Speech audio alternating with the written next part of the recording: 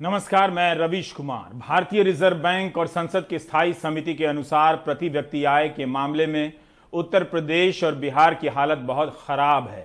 ये दोनों ही राज्य सबसे नीचे हैं। भूगोल और आबादी के हिसाब से भी भारत के इन दो बड़े राज्यों में अगर लोगों की कमाई इतनी कम है तो आप समझ सकते हैं कि जीवन स्तर का क्या हाल होगा।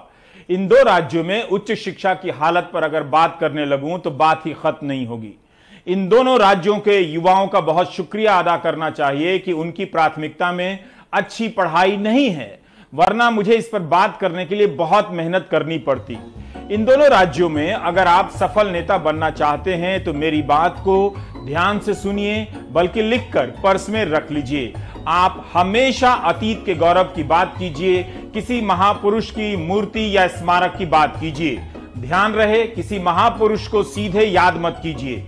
पहले घोषित कीजिए कि फला महापुरुष को भुला दिया गया है, आप उसे याद दिलाने के लिए आंदोलन चला रहे हैं। अगर तुरंत कोई महापुरुष का ध्यान नहीं आता है तो किसी की भी मूर्ति बनाकर, अपनी ही मूर्ति बनाकर लगा दीजिए। लोग मान लेंगे कि किसी महापुरुष की ही होगी, तभी तो उनकी मूर्ति बनी है। क्या आप इस मूर्ति का चेहरा पहचानते हैं? कहीं ये रोज रात 9 बजे टीवी में तो नहीं आता है।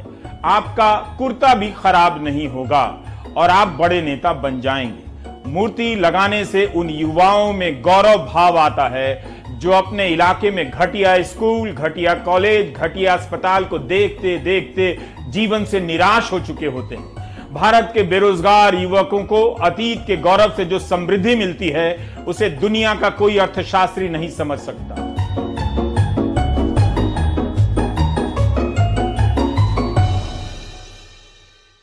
याद करने में कोई बुराई नहीं, लेकिन याद करना नेता बनने का आसान रास्ता हो चुका है।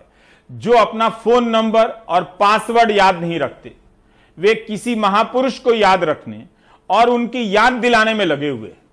ट्विटर पर मंत्रियों के हैंडल पर जाकर देखिए, वे रोज किसी न किसी महापुरुष को याद कर रहे हैं।